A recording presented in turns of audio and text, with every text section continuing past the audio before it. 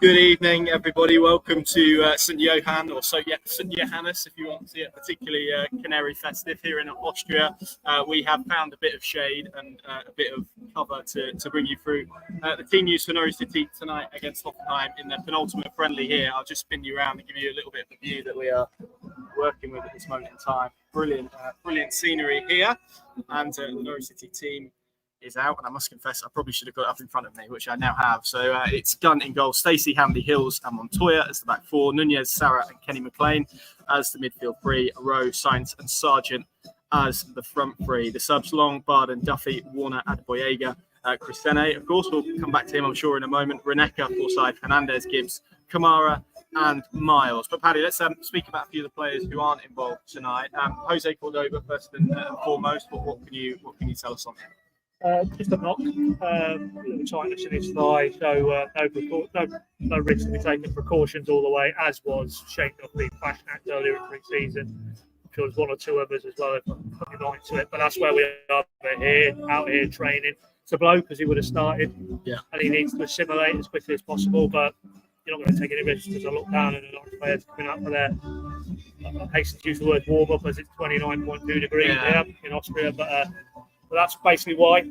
Just to broaden it out, Kellen Fisher would have started at left back, but he's got a spot of tonsillitis, so he's been kept away from the group, which is why it's Montoya and it is Reneka.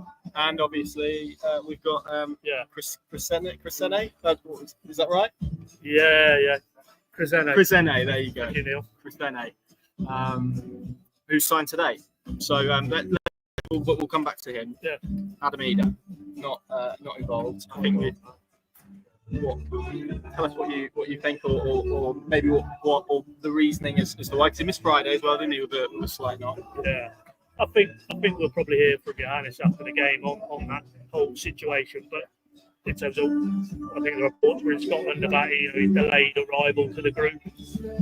He did arrive, but he missed a day's training, and he's not involved tonight. Now, obviously, Johannes said on Friday after the Magdeburg game that he was likely he'd missed that game with a knock. That's what he'd reported into the physios, Adam Idah. But it was likely him and Sargent would get minutes today. But obviously, that was Friday night, and subsequently then Adam had his difficulties, shall we say, in travelling out here. So I think it's safe to say that's probably a factor in why he's not playing tonight. But he is here. There's certainly no transfer-related Celtic dimension.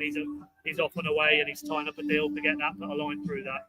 He's here, but I think we'll park that until Johannes is asked by me after the game, and then I think he will be very clear on what he thinks of Adam Idah failing to join up on time with the group. So that's why he's not involved tonight. Yeah, and I think you could probably read between the lines the fact that he isn't involved as to maybe how he feels about that. But yeah, we'll obviously bring you those quotes and those comments after the game as and when. Norwich have signed a left back, which is good news.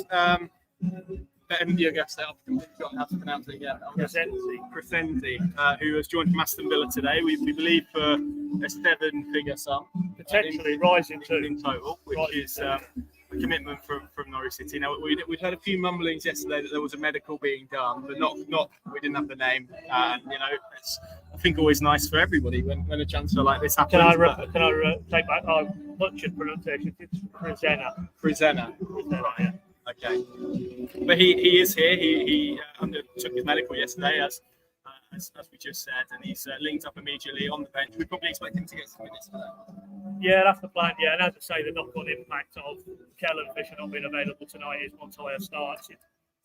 Maybe Reneki gets some minutes second half, but certainly the expectation was, as that deal was being concluded and put together, and the fact that he was flown out late last night and got here into camp, that they would like to take a look at it today. So whether Kellen Fisher being unavailable impacts the amount of minutes, we'll find out in due course. But I think it's safe to say, particularly given the heat and the conditions here today, is oppressively hot. So they're not going to be wanting to flog the starting 11. So I think it's pretty safe to say we will see him in an orange shirt in the second half. Yeah, well, I mean, we found probably the two patches of shade I think there is around here at the moment. But he's an interesting one, isn't he? In the one stand, which we had to blag away in essentially. But he's an interesting one, isn't he? In terms of age profile, he's an England youth international. Obviously, there's a lot of talk about maybe why Villa were willing to let him go on a permanent deal. Only 20.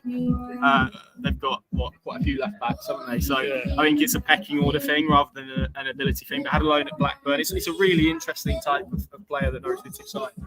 Yeah, just to add to that, I mean, we've spoken to 1 or 2 Norwich officials since we got here, and Villa had offered him a new deal. So it wasn't a player they were pushing out the door. It was a player that they rated, maybe down the line, but it's that kind of thing, the players' development and the club's development, if they're not in sync, clearly now Villa are really pushing to get in around that top 4, top 5 conversation on a regular basis. They're in the Champions League this coming season.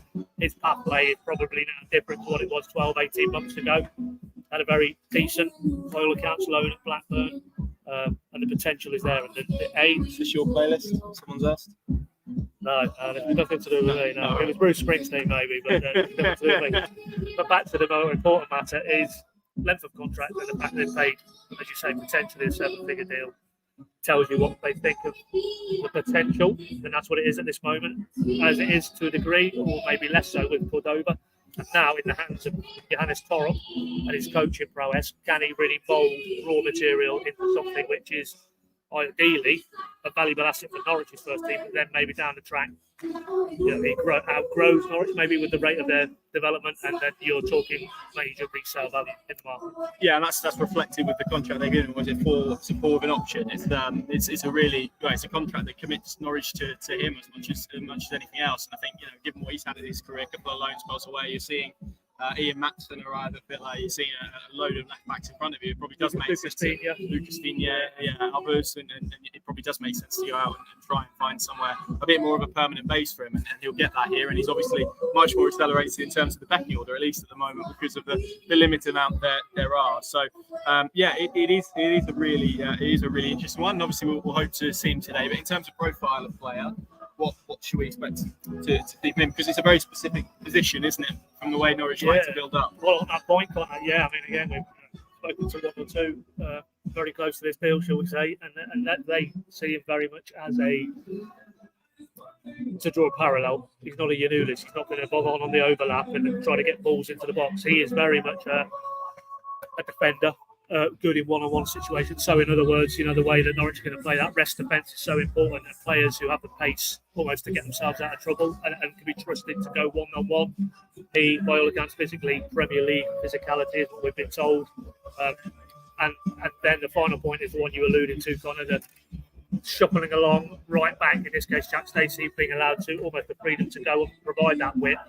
You want your left-sided defender, which in his case would be to tuck in and be defensively minded and solid. So, I think in terms of, you look at him, is he one who's going to get on the overlap and create things at the other end of the pitch? No, he's not seen as that. He's seen as one who fits the template of what Johannes Torop is all about in terms of that defensive structure and the 3 shuffling across, the 2 centre-backs and the left-back, allowing the right-back to go on and provide the width.